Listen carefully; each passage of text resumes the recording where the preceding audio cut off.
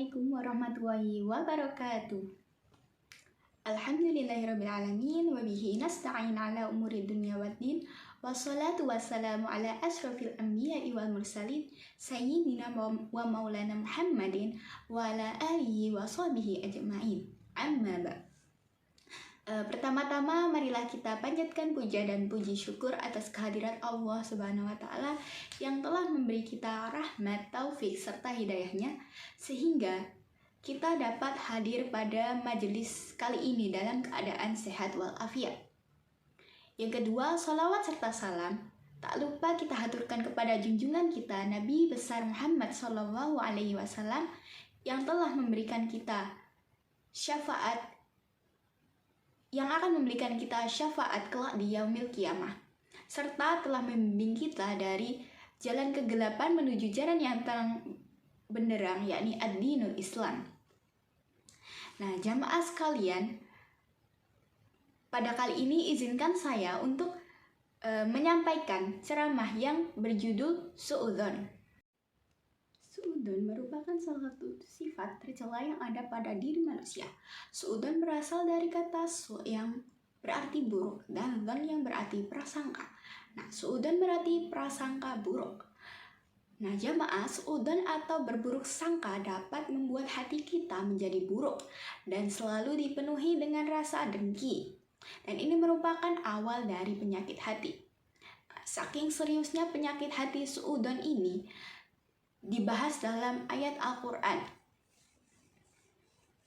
yakni pada surat Al-Hujurat ayat 12 yang berbunyi,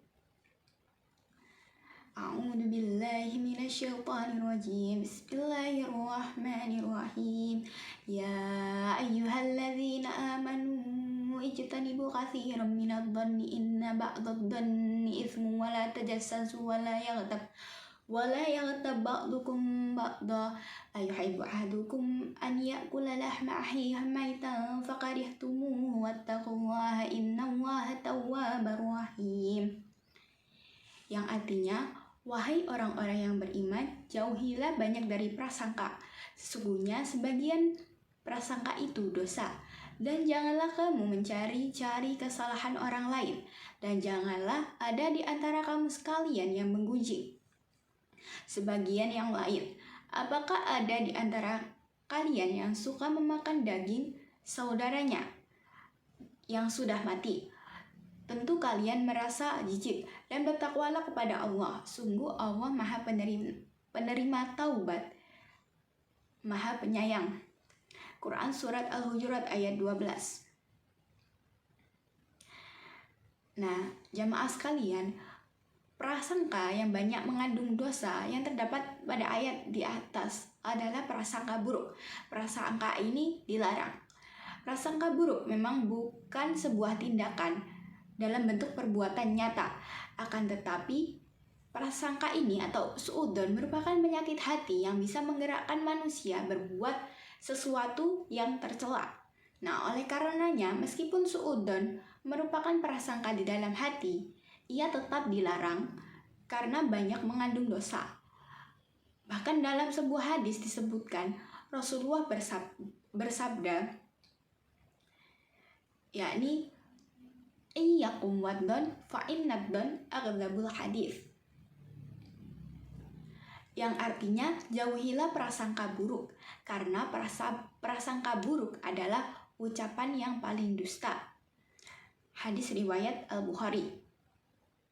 Nah, dari hadis tersebut dapat dipahami bahwa penyakit hati berupa prasangka buruk merupakan suatu maksiat yang samar dan terkadang sangat diremehkan oleh banyak manusia.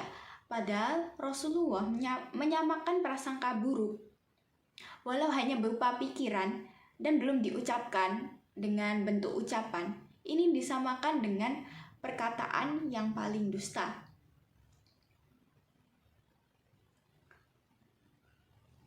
Nah, banyak penyebab yang dapat memicu seseorang untuk selalu bersifat su'udzon. Di antaranya yang pertama yakni faktor lingkungan.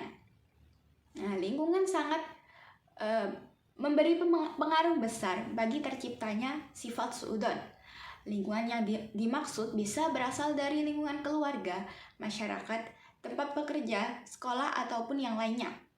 Begitupun dengan lingkungan yang kejam, kotor, dan tidak sehat. Ini malah seringkali memberi pengaruh kuat bagi terciptanya kebiasaan suudzon. Nah, faktor yang kedua yakni keyakinan yang salah. Keyakinan yang salah bisa melahirkan buruk sangka atau suudzon, seperti berburuk sangka kepada Allah dengan menuduhnya Allah itu tidak adil. Nah, buruk sangka ini sering dilakukan orang-orang jahiliyah sebelum adanya Islam. Yakni setiap memasuki hari-hari baru, mereka biasanya mengukur nasib mereka dengan apa yang pertama kali mereka lihat. Apabila di pagi hari mereka melihat ular atau burung gagak atau apapun yang berwarna hitam, ini bertanda hari buruk akan menanti mereka. Nah, buruk sangka dengan keyakinan seperti itu masih banyak menyebar dan digunakan dalam masyarakat kita. Terlebih apabila masyarakat itu dulunya penganut paham animisme. Nah, masyarakat modern pun sampai sekarang banyak yang masih menggantungkan nasibnya kepada ramalan-ramalan seperti zodiak ataupun yang lainnya. Nah, yang ketiga adalah pertahanan diri. Kadang orang punya prasangka buruk demi kepentingan untuk mempertahankan diri, seperti persangkaan bahwa laki-laki yang menuntun motor di tengah malam itu pasti begal. Orang yang berambut panjang itu pasti preman dan sebagainya. Ini bila diteruskan atau bila mana berlebihan, buruk sangka karena pertahanan diri ini bisa menjadi penyakit kepribadian seperti paranoid. Yakni ketika kita memiliki rasa takut yang sangat berlebihan. Nah, faktor yang keempat yakni kurangnya ilmu. Keterbatasan ilmu juga sangat menjadi pemicu bagi munculnya sikap buruk sangka atau suudzon. Minimnya pengetahuan, keilmuan akan berpengaruh pada kemampuan seseorang untuk memandang masalah, menyimpulkan serta menentukan sikap atas berbagai peristiwa. Nah, setiap orang ini harus sadar bahwa di atas langit pasti masih ada langit, dan di atas dari kita pasti ada yang lebih tahu. Banyak yang lebih mempunyai banyak ilmu daripada kita. Apalagi hampir semua ilmu sekarang itu dinamis, berkembang, dan memunculkan hal-hal suatu yang baru. Buruk sangka karena keterbatasan pengetahuan atau ilmu ini bisa dihindari dengan mencari tahu akibatnya. Dan orang-orang yang memiliki ilmu pas-pasan justru itu akan menaruh simpati kepada orang yang telah dinilai kurang dalam keilmuan tersebut. Dan yang terakhir yakni diskriminasi. Adanya diskriminasi kepada orang-orang kecil dari orang-orang besar ini merupakan bentuk dari salah satu buruk sangka, korban buruk sangka. Seringkali orang-orang kaya memenuhi pikirannya dengan persepsi kurang baik bahwasanya orang-orang miskin atau kumuh. Orang-orang miskin itu kumuh, udik, bodoh, dan sebagainya. Nah, dari itu semua kita harus menjauhi sikap suudzon. Nah, dari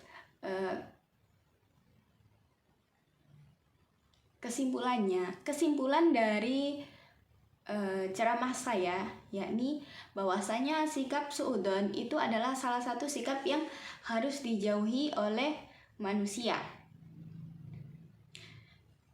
Nah, sikap suudzon ini dapat membawa kita menuju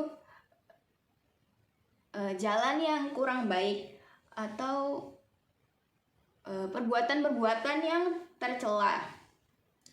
Jika mana bisa didengar orang, suudzon kita ini bisa jadi fitnah bagi orang tersebut.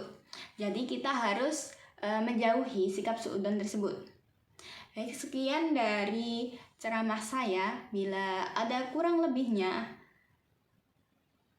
atau salah kata dalam perkataan saya mohon dimaafkan. Buah si malakama. Sekian, sampai jumpa. Wassalamualaikum warahmatullahi wabarakatuh.